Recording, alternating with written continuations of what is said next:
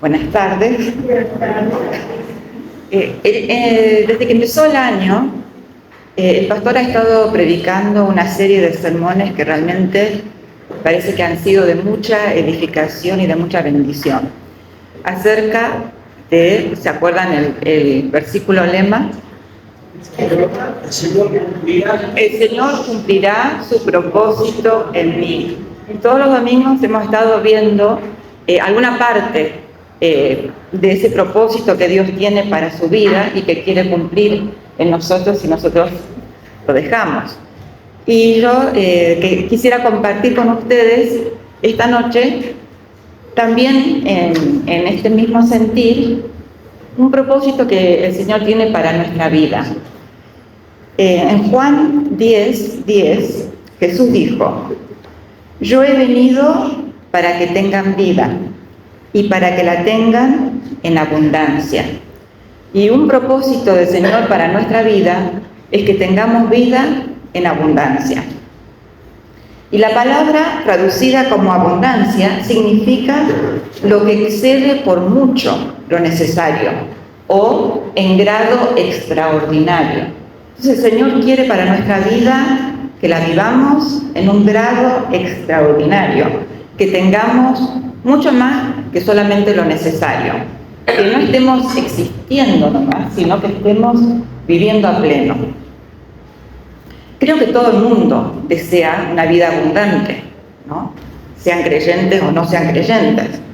Y la gente quiere tener un marco de seguridad, de paz, de libertad para poder desarrollarse, para realizarse como persona. Y la Biblia pone en claro que desde el principio el plan o el propósito de Dios era darnos una vida abundante. Génesis 1, 26 a 31, esto es una versión Dios habla hoy, dice así: entonces dijo Dios, ahora hagamos al hombre, se parecerá a nosotros y tendrá poder sobre los peces, las aves, los animales salvajes y sobre los que se arrastran por el suelo. Cuando Dios creó al hombre, lo creó parecido a Dios mismo.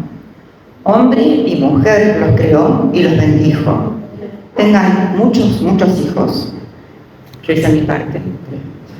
Llenen el mundo y gobiernenlo. Dominen a los peces y a las aves y a todos los animales que se arrastran. Después les dijo: miren, a ustedes les doy todas las plantas de la tierra que producen semilla y todos los árboles que dan fruto. Todo esto les servirá de alimento, pero a los animales salvajes, a los que se arrastran por el suelo y a las aves, les doy la hierba como alimento. Así fue, y Dios vio que todo lo que había hecho estaba muy bien. Bueno, Dios hizo las personas parecidas a Él, o sea que nos hizo fantásticas, ¿no? Con la capacidad de pensar, de sentir, de crear. Dio abundancia a las personas, porque fíjense todo lo que había que les dio para que tengan para comer. Y les dio una ocupación. O sea, no es que estaban todo el día tirados ahí en el jardín, en el huerto. Debían gobernar, era una cosa responsable, un trabajo con mucha satisfacción. Y los hizo para estar en una relación armoniosa con Él y entre sí. Así que era todo muy bueno. Puso un solo límite el Señor. Y esto está relatado en Génesis 2, del 15 al 17. Cuando Dios, el Señor, puso al hombre en el jardín de Edén para que lo cultivara y lo cuidara, le dio esta orden: puedes comer del fruto de todos los árboles del jardín, menos del árbol del bien y del mal. No comas del fruto de ese árbol, porque si lo comes, ciertamente morirás. Pero las personas no quisieron aceptar ninguna limitación y prefirieron guiarse por su propio parecer en lugar de obedecer a Dios. Y esto trajo consecuencias. En el mismo Génesis 3, 16 a 19, el Señor le dice a la mujer y al hombre las consecuencias que va a tener la desobediencia. A la mujer le dijo: aumentaré tus dolores cuando tengas hijos, y con dolor los darás a luz. Pero tu deseo te llevará a tu marido, y él tendrá autoridad sobre ti. Al hombre le dijo: como le hiciste caso a tu mujer y comiste del fruto del árbol del que te dije que no comieras, ahora la tierra va a estar bajo maldición por tu culpa. Con duro trabajo la harás producir tu alimento durante toda tu vida. La tierra te dará espinos y cardos, y tendrás que comer plantas silvestres. Te ganarás el pan con el sudor de tu frente, hasta que vuelvas a la misma tierra de la cual fuiste formado, pues tierra eres, y en tierra te convertirás. Bueno, en otras palabras, seguir el propio parecer de las personas, en lugar de obedecer a Dios, llevó al dolor, que no existía antes, llevó a la injusticia, porque trajo la desigualdad entre las personas, el maltrato, la violencia, llevó a desequilibrios ambientales. La tierra fue maldita a causa de la desobediencia de las personas. Y trajo dificultades en trabajar, que fuera duro, que fuera difícil, y también la misma muerte. Todo esto por no obedecer al Señor. Desde entonces las personas anhelan y se esfuerzan por recuperar esa vida ideal, ¿no? Esa vida abundante. Algunos los hacen, tratan de hacerlo con Dios, y otros tratan de hacerlo sin Dios. Y acá menciono, no sé si llamarlo un misterio o una contradicción aparente, porque Jesús, en el versículo que leímos al principio, dijo que había venido para traernos vida y vida en abundancia. Pero también les dijo a sus seguidores, en Juan 16:33, en el mundo ustedes habrán de sufrir. O en la Reina Valera tendrán aflicción. Y en Lucas 9:23 dice: si alguno quiere ser discípulo mío, olvídese de sí mismo, cargue con su cruz cada día y sígame. Bueno, no solo habló de negarse a sí mismo, sino habló de sufrir, sino que agregó lo siguiente en Lucas 9:24: porque el que quiera salvar su vida, la perderá, pero el que pierda la vida por causa mía, la salvará. Bueno, a los que viven sin tener en cuenta a Dios, esto parece una locura, ¿no? Un sinsentido. Como dice Pablo en 1 Corintios 2:14, el que no es espiritual no acepta las cosas que son del Espíritu de Dios, porque para él son tonterías o locura, como dice la Reina Valera, y tampoco las puede entender porque son cosas que tienen que juzgarse espiritualmente. Entonces ahora vamos a explorar un poquito la diferencia en la vida abundante, en la búsqueda de la vida abundante, por las personas que no tienen en cuenta a Dios al llevar su vida adelante, y las personas que siguen su vida, toman su vida siguiendo al Señor, obedeciéndolo. ¿Se acuerdan que dije que la gente, todo el mundo quiere vivir en paz, con seguridad y libertad, ¿no? Todos queremos eso. Para los que no tienen en cuenta a Dios, la paz significa la ausencia de conflictos. Bueno, lamentablemente en este mundo eso es imposible. A lo mejor se puede lograr por un ratito, pero tarde o temprano va a haber conflictos. Va a haber conflictos en la familia, conflictos en el trabajo, conflictos en el estudio, conflictos con el gobierno, todo tipo de conflictos. Entonces esto produce desilusión y frustración en las personas, porque quieren estar tranquilos, quieren que los dejen en paz, pero el mundo no está hecho así, no pueden estar en paz. Jesús prometió lo siguiente a sus seguidores en Juan 14:27. Al irme les dejo la paz, les doy mi paz, pero no se la doy como la dan los que son del mundo. No se angustien ni tengan miedo. Entonces, bueno, vemos que la paz, para los que siguen y obedecen al Señor, es algo un poco diferente que la ausencia de conflicto. Yo creo que las personas que llevan adelante su vida obedeciendo al Señor son más realistas. Nos damos cuenta de cómo es el mundo realmente. Sabemos que en el mundo hay conflictos por el pecado. Sabemos que vamos a estar en situaciones difíciles. Entonces, sabemos a lo que nos enfrentamos. Tenemos los ojos abiertos. Sabemos que cuando obedecemos a Dios, recibimos su paz en medio de los conflictos y a pesar de los conflictos.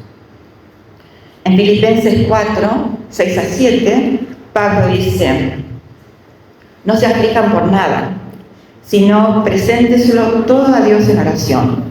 Pídanle y denle gracias también. Así Dios le dará su paz, que es más grande de lo que el hombre puede entender. Y esta paz cuidará sus corazones y sus pensamientos, porque ustedes están unidos a Cristo Jesús. Me encanta eso de que cuida el corazón, ¿no? Y los pensamientos. Saber que hay una paz que va más allá de las circunstancias nos da estabilidad, nos permite tener visión más allá del problema que estamos teniendo en ese momento. Y saber que el conflicto es pasajero y la paz es eterna. Bueno, dijimos que todos quieren tener seguridad. Quieren tener seguridad material, física y emocional. Para las personas que no tienen en cuenta a Dios, esto significa luchar por tener suficientes bienes materiales, protegerse de los ladrones y los violentos, gozar de buena salud y encontrar su identidad mediante la aprobación o la contención de otros, que pueden ser los padres, los pares, los amigos, grupos sociales. Pero por más que se esfuercen, a muchas personas no les alcanza el sueldo. Bueno, en Argentina sabemos bien que es así, ¿no es cierto? Hay gente que trabaja mucho y trabaja en varios trabajos y aún así le cuesta mucho tener lo suficiente.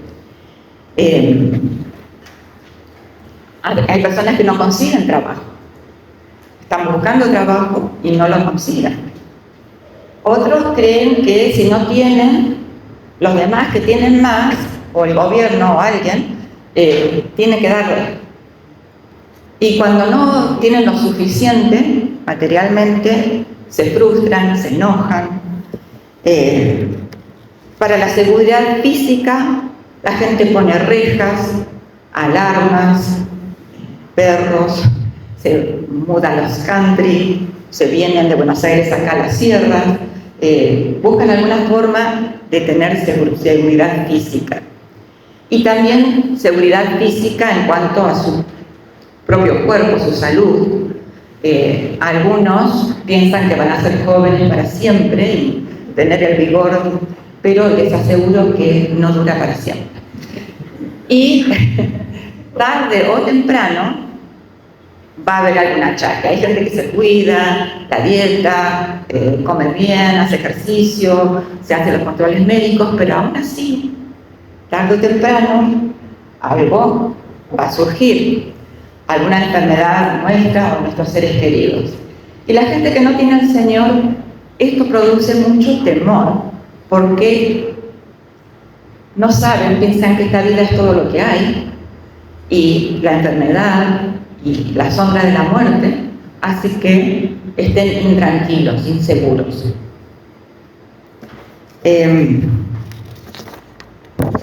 También todos quieren tener seguridad emocional, ¿no? Quieren saberse amados, quieren ser aceptados, y algunos tienen una familia que los ama y los acepta, pero muchos otros no. Buscan su identidad y su seguridad en algo, en algún grupo, en algo que ellos se puedan identificar con ellos. A veces, ahora tenemos en las redes sociales, si tengo no sé cuántos seguidores, entonces debo estar bien, ¿no? Pero si me ponen cosas negativas, entonces mi autoestima se va por el suelo. Entonces, esta mezcla de sentimientos hace que la gente tenga desánimo, sienta dolor, sienta que no pertenece a nadie ni a nada, que no le importa nada a nadie, que no tiene un lugar en el mundo. También muchas veces sienten culpa. Por más que no crean en Dios, todas las sociedades tienen un sentido del bien y del mal. Y la gente sabe cuando hace mal y se va cargando y cargando cada vez más de culpa y de culpa. Entonces todo esto produce una inseguridad emocional. En cambio, las personas que llevan adelante su vida en obediencia a Dios reciben su seguridad de Él. En cuanto a lo material, Jesús dijo en Mateo 6, 25 a 33, en el Sermón del Monte: por lo tanto, yo les digo, no se preocupen por lo que han de comer o beber para vivir, ni por la ropa que han de ponerse. ¿No vale la vida más que la comida y el cuerpo más que la ropa? Miren las aves que vuelan por el aire, ni siembran, ni cosechan, ni guardan la cosecha en graneros. Sin embargo, el Padre de ustedes que está en el cielo les da de comer, y ustedes valen más que las aves. En todo caso, por mucho que uno se preocupe, ¿cómo podrá prolongar su vida ni siquiera por una hora? ¿Y por qué se preocupan ustedes por la ropa? Fíjense cómo crecen las flores del campo, no trabajan ni hilan. Sin embargo, les digo que ni siquiera el rey Salomón, con todo su lujo, se vestía como una de ellas. Pues si Dios viste así la hierba, que hoy está en el campo y mañana se quema en el horno, con mayor razón los vestirá a ustedes, gente falta de fe. Así que no se preocupen preguntándose qué vamos a comer o qué vamos a beber o con qué vamos a vestirnos. Todas estas cosas son las que preocupan a los paganos, pero ustedes tienen un Padre Celestial que ya sabe que las necesitan. Por lo tanto, pongan toda su atención en el reino de Dios y en hacer lo que Dios exige y recibirán también todas estas cosas. Tenemos la seguridad que vamos a tener lo necesario. Sabemos que debemos trabajar y poner lo que podamos de nuestra parte. Pablo le dijo a la iglesia en Tesalónica, segunda Tesalonicenses 3:10, dice: cuando estuvimos con ustedes le dimos esta regla: el que no quiere trabajar, que tampoco coma. No dice el que no trabaja, no coma. El que no quiera trabajar, porque a veces la gente quiere y no puede. Bueno, ¿qué pasa cuando quiere y no puede? Bueno, el Señor suple la necesidad. A veces directamente, milagrosamente, hemos tenido testimonios de eso. A veces lo hace a través de la familia de la sangre, y muchas veces a través de la familia de la fe. Y Pablo también le dijo a los ancianos de Éfeso, en Hechos 20:35, siempre les he enseñado que así se debe trabajar y ayudar a los que están en necesidad, recordando aquellas palabras del Señor Jesús. Además, dicha en dar que en recibir. Entonces, nosotros también, los que obedecen al Señor en su vida, saben que si trabajan, tienen la fortuna de poder trabajar, esa bendición también es para ayudar a otros. Y en cuanto a la seguridad física, bueno, los que llevan adelante su vida en obediencia al Señor tienen una vida ordenada y hábitos sanos que llevan a una vida saludable. Aún así, tarde o temprano, o nos enfermamos o nos ponemos viejitos y en algún momento, bueno, sí, es inevitable. Pero cuando nos toque la muerte a nosotros o a un ser querido, sabemos que Dios nos va a dar la fuerza para pasar ese momento y sabemos que más allá de la muerte física sigue nuestra vida, la vida eterna, con el Señor. Entonces, en realidad, cuando estamos llorando, cuando se nos va un ser querido, estamos llorando por nosotros mismos. porque esa persona está con el Señor, ¿no? Pasaron 2 años desde que falleció mi hermano, y cuando él estaba en los últimos días, él decía: yo quiero estar con Jesús, estoy listo, yo quiero estar con Jesús. Bueno, cuando él falleció, yo trataba de imaginármelo en el coro celestial, porque le encantaba cantar en el coro. Me lo imaginaba alabando al Señor en el cielo, entero físicamente, pero igual tenía tristeza, pero esa tristeza era por mí, no era por él. Bueno, los que también decíamos que buscamos la seguridad emocional, y los que llevan la vida adelante siguiendo al Señor encuentran estabilidad y seguridad emocional. Primero y principal, por saberse amados y valorados por Dios. Sabemos que Dios ama a todas las personas, porque ¿qué nos dice en Juan 3:16? Porque de tal manera amó Dios al mundo que ha dado a su Hijo unigénito, para que todo aquel que en Él crea no se pierda, mas tenga vida eterna. Y sabemos que nos ama a cada uno individualmente, no es que nos ama como amo a la humanidad, ¿no? No sé si es un chiste o qué, pero que dice: yo amo a la humanidad, son las personas las que no soporto, ¿no? Bueno, Dios no es así, Él ama a la humanidad, pero también ama a las personas individualmente. En Lucas 12:7 dice: en cuanto a ustedes mismos, hasta los cabellos de la cabeza los tienen contados uno por uno, así que no tengan miedo. O sea que si te interesa hasta en cuántos pelos tenemos, se interesa por cada detalle. Yo tuve la bendición de tener una madre a la que le interesaba todo de mi vida. Entonces, cuando yo estaba lejos y le escribía cartas, tenía que mandarle todos los detalles de lo que me estaba pasando, y yo sabía que a ella le iba a interesar todo. Capaz que a ninguna otra persona en el mundo le iba a interesar, pero a ella le interesaba. Y las que somos madres sabemos que sentimos así por nuestros hijos también. Y el Señor todavía mucho más que eso, ¿no? Que Él se interesa en la vida personal, en los detalles de cada uno de nosotros. Nos ama y nos valora como individuos. Los que creen en el Señor tienen los pecados perdonados y no tienen que sentir culpa. Gracias. Y eso es una diferencia tan enorme en la vida. Cuando creemos, el Señor perdona nuestros pecados por la obra de Cristo en la cruz. Y también hay un mecanismo cuando metemos la pata, que hacemos todos los días. Y 1 Juan 1:9 dice: cuando pecamos, si confesamos nuestros pecados, podemos confiar en que Dios hará lo que es justo. Nos perdonará nuestros pecados y nos limpiará de toda maldad. Entonces podemos llevar adelante nuestra vida sin esa mochila, sin esa carga de culpa. Aparte de eso, el Espíritu Santo va forjando en los creyentes un carácter que produce una buena salud mental y emocional, aún en medio de circunstancias y ambientes adversos.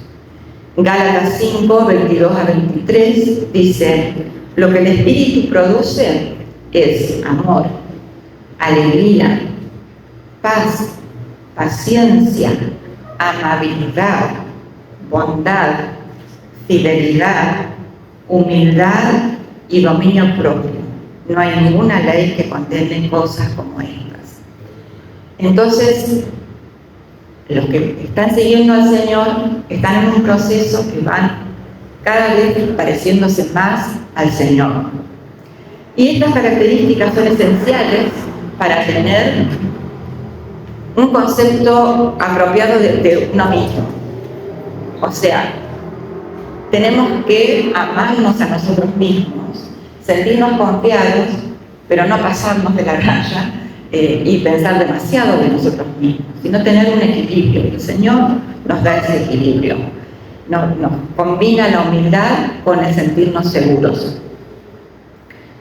Y estas características conducen a tener mejores relaciones entre cónyuges, los padres y con los hijos, entre amigos, en todos los ámbitos. Y además, los que llevan adelante la vida obedeciendo al Señor, pertenecen a una comunidad en la que reciben y brindan apoyo, que es la iglesia. Es un lugar seguro, que no depende o no debería depender de los caprichos o humores de los demás. Es un lugar de unidad, amor y aceptación. Colosenses 3, 12 a 14 dice: Dios los ama a ustedes y los ha escogido para que pertenezcan a su pueblo. Vivan pues revestidos de verdadera compasión, bondad, humildad, mansedumbre y paciencia. Tengan paciencia unos con otros y perdónense si alguno tiene una queja contra otro. Así como el Señor los perdonó, perdonen también ustedes. Sobre todo, revístanse de amor, que es el perfecto lazo de unión, y que la paz de Cristo dirija sus corazones, porque con este propósito los llamó Dios a formar un solo cuerpo, y sean agradecidos. Bueno, las personas somos responsables de ¿cuántas personas? De nosotros mismos, ¿no? No podemos controlar lo que hacen las otras personas. Podemos afectar, lo podemos influenciar, podemos aconsejar, pero no lo podemos controlar.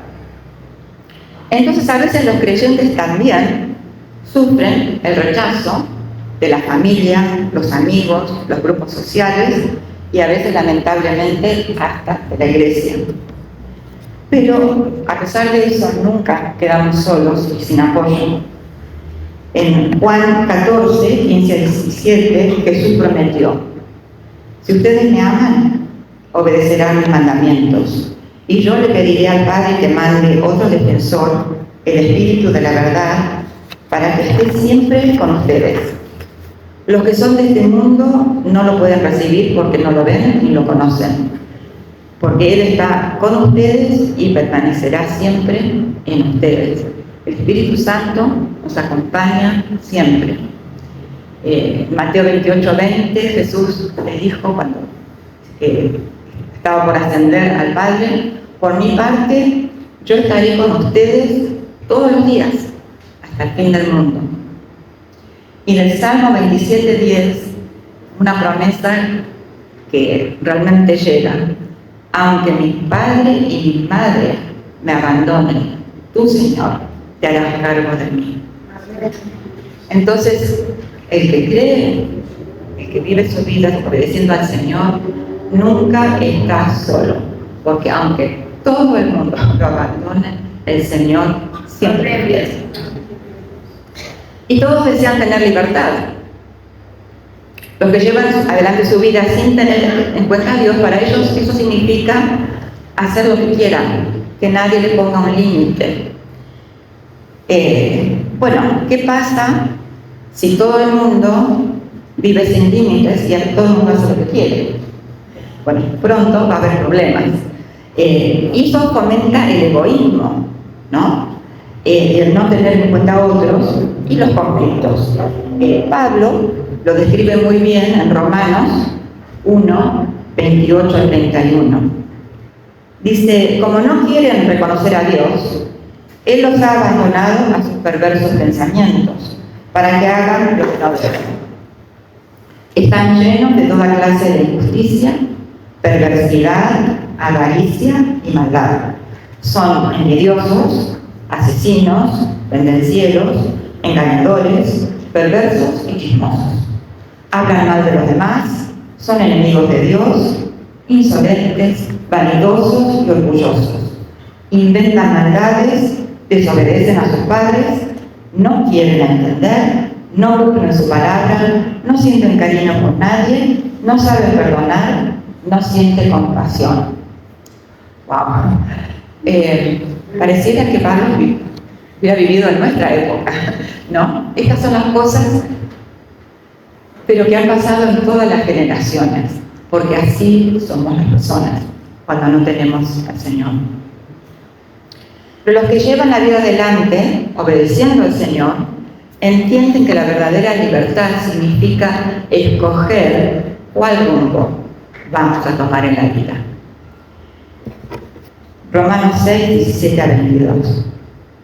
Pero gracias a Dios que ustedes, que antes eran esclavos del pecado, ya han obedecido de corazón a la forma de enseñanza que han recibido. Una vez libres de la esclavitud del pecado, ustedes han entrado al servicio de una vida de rectitud.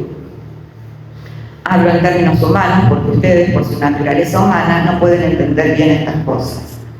De modo que, así como antes entregaban su cuerpo al servicio de la impureza y la maldad para hacer lo malo, entreguen también ahora su cuerpo al servicio de una vida de rectitud, con el fin de vivir completamente consagrados a Dios. Cuando ustedes todavía eran esclavos del pecado, no estaban al servicio de una vida de rectitud. Pero ¿qué provecho sacaron de aquellas cosas que ahora les dan vergüenza y que no llevan sino a la muerte? Pero ahora, libres de la esclavitud del pecado, han entrado al servicio de Dios.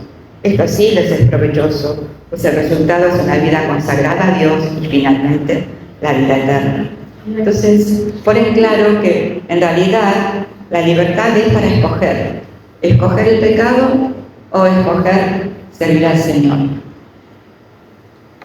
Hebreos 10, 19 a 22 habla de otra parte de la libertad que tenemos, que es una libertad preciosa. Ceci había estado mencionando esto antes. Así que, hermanos, teniendo libertad para entrar en el lugar santísimo por la sangre de Jesucristo, por el camino nuevo y vivo que Él nos abrió a través del velo, esto es de su carne, y teniendo un gran sacerdote sobre la casa de Dios, acerquémonos con corazón sincero, en plena certidumbre de fe, purificados los corazones de mala conciencia y lavados los cuerpos con agua pura. Tenemos la libertad no solo de escoger obedecer a Dios, sino que esa nos da la libertad de acercarnos directamente a Él y de tener una relación personal. Los que no tienen en cuenta a Dios tienen como meta una vida abundante y tratan de llegar a ella a través de distintos caminos.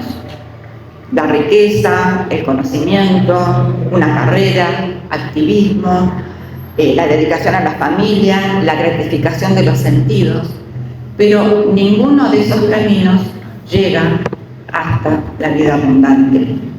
A eso apuntaba Jesús cuando dijo que los que tratan de salvar su propia vida la perderán, se pierden en el camino. Las riquezas y el poder comprar todo lo que se quiera, nunca es suficiente. Siempre queda un vacío. Nunca se llega a tener suficiente conocimiento ni a entender todo. La dedicación a una carrera o al activismo o a la familia inevitablemente produce frustraciones. Parece que nada cambiara por todos los esfuerzos que la gente haga. Las estructuras sociales están plagadas de injusticia. El amor inevitablemente rompe el corazón. La rienda suelta a los sentidos termina en la saciedad. Aunque por un tiempo parezca que se ha logrado una vida abundante, tarde o temprano vienen la depresión, el aislamiento o el convencimiento de que la vida no tiene sentido. En cambio, los que llevan adelante la vida en obediencia a Dios tienen en claro su meta. Y todas estas otras cosas, que no son cosas malas, pero todas estas cosas son añadiduras y producen vida en abundancia. Pablo lo expresó muy claramente en Filipenses 3, 7 a 15. Pero todo esto que antes valía mucho para mí, ahora, a causa de Cristo, lo tengo por algo sin valor. Aún más, a nada le concedo valor si lo comparo con el bien supremo de conocer a Cristo Jesús mi Señor. Por causa de Cristo lo he perdido todo y todo lo considero basura, a cambio de ganarlo a Él y encontrarme unido a Él. No busco quedar libre de culpa por la obediencia a la ley, sino por medio de la fe en Cristo. Es decir, que Dios me libre de culpa por medio de la fe. Lo que quiero es conocer a Cristo. Y bueno, bajamos un poquito más, dice, todos los que ya poseemos una fe madura, debemos pensar de esta manera. Bueno, Dios nos da vida abundante cuando tenemos las prioridades correctas. El Señor en primer lugar y todo lo demás viene por añadidura. El Espíritu Santo nos va transformando y dando las herramientas para ser cada vez más como Dios y más como Él propuso al principio. O sea, Él está buscando que nosotros volvamos a tener esa vida abundante, esa vida que era muy, muy buena, como Él había dicho. Él quiere que nosotros podamos pensar como Él, que podamos crear, que podamos sentir, disfrutar de las cosas materiales, ocuparnos en cosas que son útiles y gratificantes y tener relaciones bendecidas. Puede ser que nos toque tener riquezas o puede ser que nos toque ser pobres o cualquier cosa intermedia o todo en una etapa diferente de la vida, ¿no? O sea, el pastor había leído este pasaje en Filipenses, he aprendido a contentarme cualquiera que sea mi situación. Y esto también es una gran cosa, el contentamiento que produce la seguridad en el Señor. Bueno, para los que llevan adelante la vida en obediencia a Dios, una vida abundante no requiere que tengamos una posición social superior a otras personas, ni que tengamos poder sobre los demás. No vemos a las otras personas como rivales o enemigos. En Marcos, capítulo 10, yo había puesto mal los versículos, dice, como ustedes saben, entre los paganos los jefes gobiernan con tiranía a sus súbditos. Y vaya que lo vemos eso en nuestros días. Y los grandes hacen sentir su autoridad sobre ellos. Pero entre ustedes no debe ser así. Al contrario, el que entre ustedes quiera ser grande deberá servir a los demás. Y como habíamos leído ya en Hechos, cuando hacemos eso, descubrimos que realmente hay mucha más dicha en dar que en recibir. Los que llevamos adelante la vida en obediencia a Dios, podemos deleitarnos, como decíamos en la canción, no solo en el Señor, podemos deleitarnos en adquirir conocimiento y sabiduría sin frustrarnos por nuestras limitaciones. Sabemos, como dijo Pablo en 1 Corintios 13:12, ahora vemos de manera borrosa, como en un espejo, pero un día lo veremos todo tal como es en realidad. Mi conocimiento ahora es imperfecto, pero un día lo conoceré todo, del mismo modo que Dios me conoce a mí. Y qué hermosa promesa que es esa, ¿no?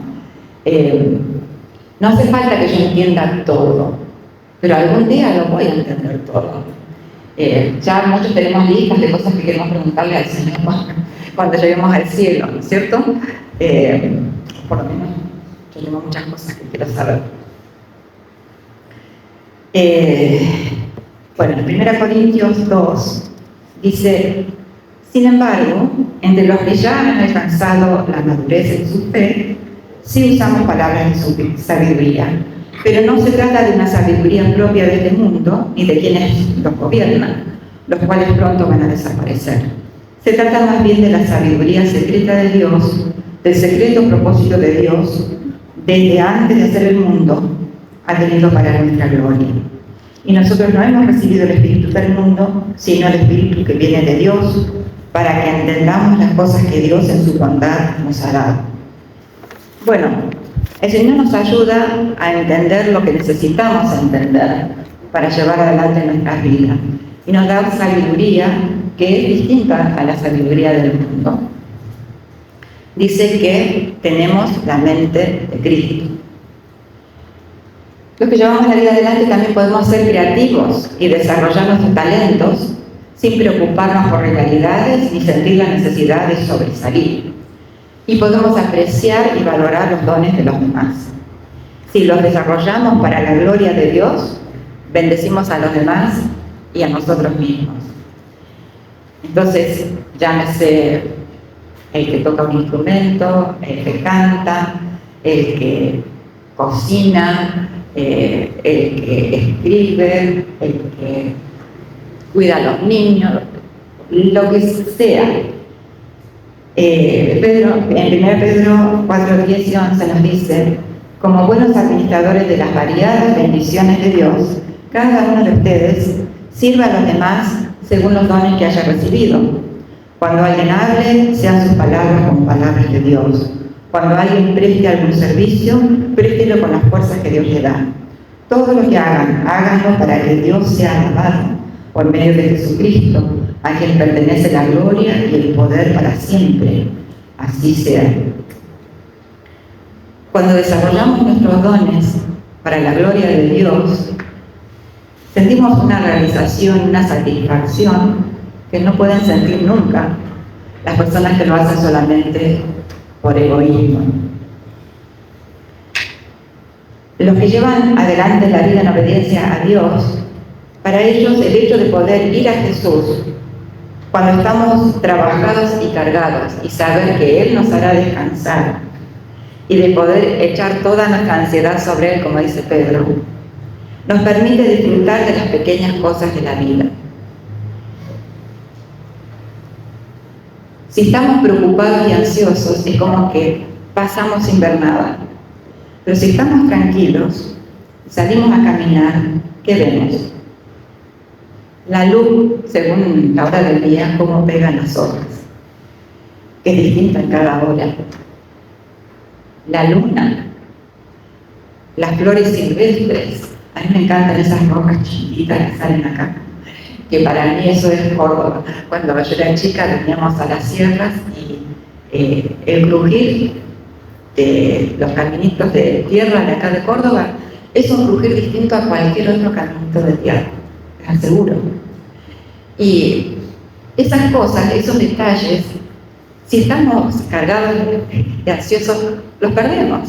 La sonrisa de un niño, su risa, las ocurrencias que tienen, todas estas cosas que Dios da para deleitarnos, tenemos que poder descansar en Él y poder deleitarnos en todo lo hermoso que Él nos dio en este mundo. También está la promesa que a los que a Dios aman, todo ayuda bien. Eso está en Romanos, capítulo 8, versículo 28. Y eso nos hace saber que hasta nuestras tristezas, nuestro llanto y nuestro dolor pueden ser transformados en fuentes de bendición para nosotros mismos y para otros. Para nosotros mismos porque crecemos,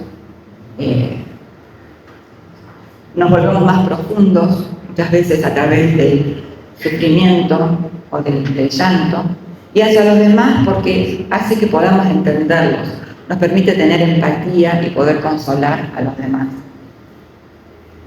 Bueno, todas estas cosas que hemos mencionado nos ayudan a ver por qué los que pierden su vida, o sea que le dan el control de su vida al Señor, en realidad tienen una vida abundante, en abundancia.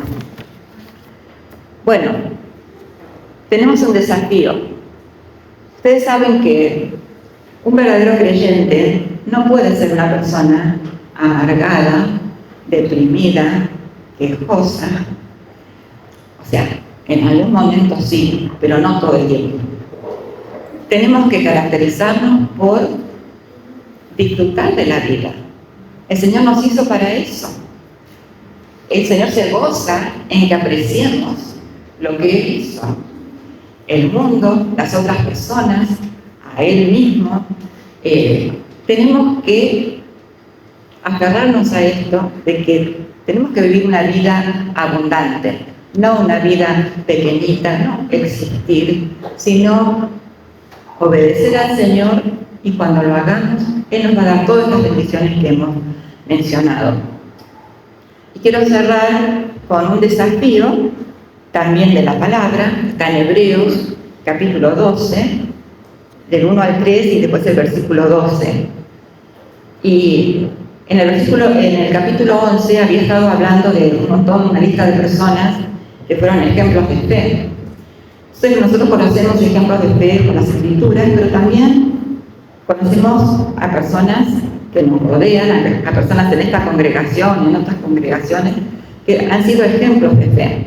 Entonces dice, por eso nosotros, teniendo a nuestro alrededor tantas personas que han demostrado su fe y que han demostrado una vida abundante, dejemos a un lado todo lo que nos estorba y el pecado que nos enreda y corramos con fortaleza la carrera que tenemos por delante. Fijemos nuestra mirada en Jesús, pues de Él procede nuestra fe y Él es quien la perfecciona. Jesús sufrió en la cruz sin hacer caso de lo vergonzoso de esa muerte, porque sabía que después del sufrimiento tendría gozo y alegría, y se sentó a la derecha del trono de Dios. Por lo tanto, esto para nosotros, meditemos en el ejemplo de Jesús, que sufrió tanta contradicción de parte de los pecadores. Por eso, no nos cansemos ni nos desanimemos. Así pues, renovemos las fuerzas de nuestras manos cansadas y de nuestras rodillas debilitadas y busquemos el camino derecho para que sane el que está cojo y no se tuerza más. Así que el desafío, la vida abundante, recordar que el Señor, el propósito del Señor es darnos una vida abundante. Que así sea.